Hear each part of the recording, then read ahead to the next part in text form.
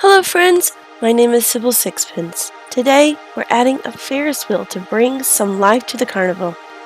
It's more for looks than function, but it makes everything feel brighter. I'm using the Mizuno 16 Craft texture pack, so some of the blocks may look a little different from vanilla Minecraft. You will need a 19 by 17 bit of space. Here is your materials list. Come with me, let's see how this goes. So some players might actually find it a struggle to make circles or rounded builds in their worlds. And I found a website, which I'll leave in the link below, that's going to help us make these circles even better without having to think too much on it. Each of these circles are going to need a 19 by 19 space, but if you want a larger Ferris wheel or a smaller Ferris wheel, it's entirely up to you what you want to do. So I am building two of these circles simultaneously, and they're both going to match each other because that's the way that the Ferris wheel will be. The seats are going to sit in between the two circles, and we're just going to start bringing down the support beams for the Ferris wheel and making these diagonal ones so that we can get a good 8-seat Ferris wheel. I am using tough blocks, the polished tough blocks, and I will also be incorporating the tough polished stairs in between the blocks to kind of smooth all of that out, because right now it's very pixelated and we don't really want that. We want to be able to smooth it out as best as we can, which we will do with stairs in just a moment. So I'm going to go back in with that polished stairs, and anywhere that I see that really hard 90-degree angle between blocks, I'm going to throw in the stairs. Doesn't necessarily get rid of a 90-degree angle, it actually creates more of them, but because the stairs is literally half the block, it doesn't seem quite as dominant of an edge. And so smoothness in a pixelated world is hard enough already, but adding the stairs in definitely helps.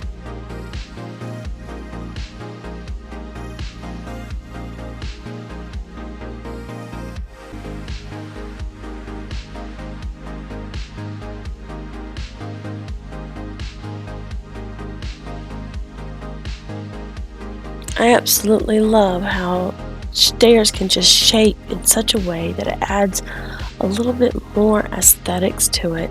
I'm just throwing some more stairs right here in the corner to open up some more holes, I guess, but it looks really nice. And then I am using buttons to kind of give that look of this is where it's put together, this is what's holding the Ferris wheel together. Now the stand on which the Ferris wheel is sitting upon, I'm using polished deep slate, and I'm using them in such a way as if I were making a roof on a house. You have your deep slate, polished deep slate block, and then the stair with another stair behind it and a block on top of it, all the way up into a V shape, and I'm echoing this pattern on the opposite side of the Ferris wheel. And that's pretty much the skeleton of the Ferris wheel. So the framework is already set. Now we're going to be putting in the seats. I'm using red and orange and yellow and lime and cyan and blue and purple as my seat. So it kind of just has a lot of the colors in it, bring in some color.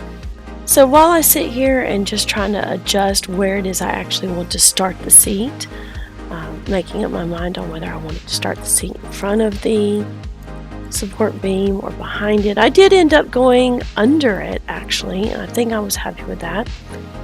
I am doing a 2x2 wool platform and then using birch seats, which I guess I really should have used the pale oak now that I think about it, but you can use whatever color you want. And then I am using the pale oak trapdoors as kind of the railing of each seat, each platform.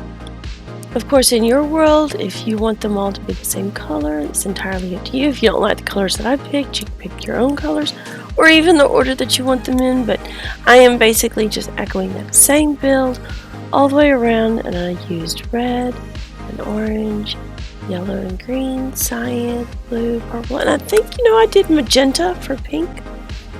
So I hit up as many of the colors as I felt was necessary in my world.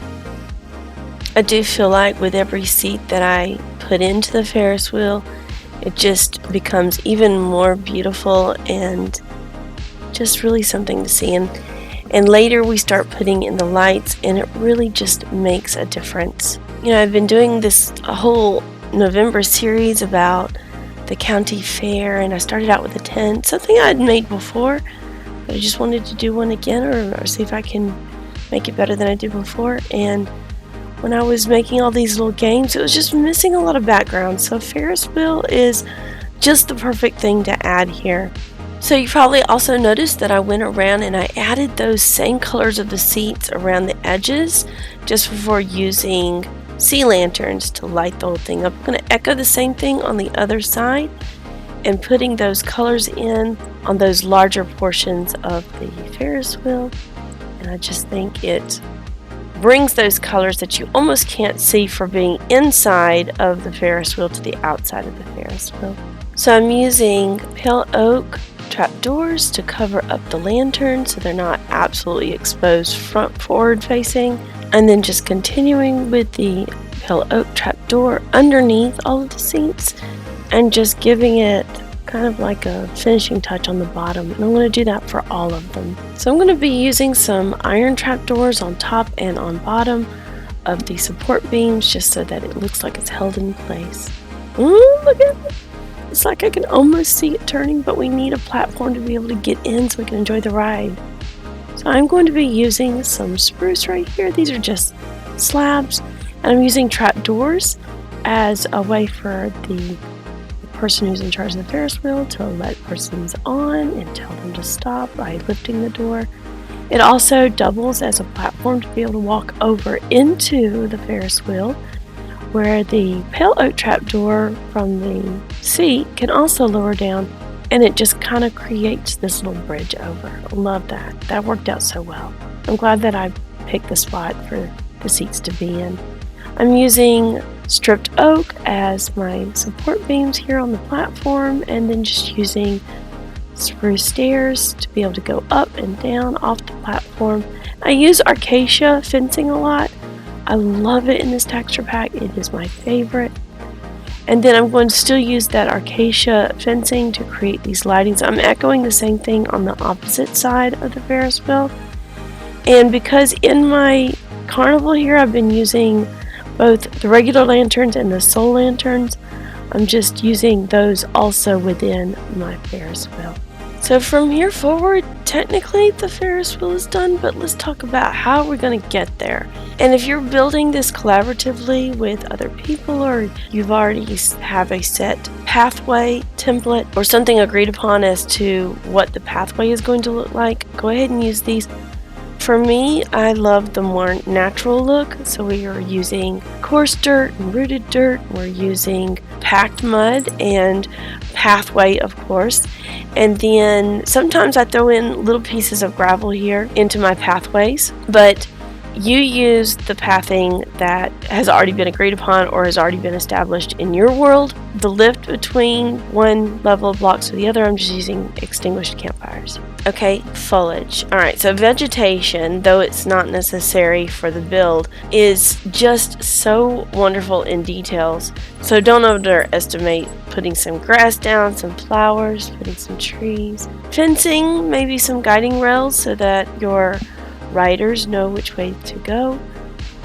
All of those extras that don't necessarily make the Ferris wheel, but definitely adds to the aesthetics of the way it can look in your town. And there we have it. The Ferris wheel is complete. It might not spin, but it brings a little magic to the fairgrounds, don't you think? If you enjoyed this build, don't forget to like the video. It truly helps the channel grow. And if you like to see more tutorials and adventures, make sure you subscribe so you don't miss what's happening next. Thanks for spending time with me today. Stay curious, stay kind. Bye-bye.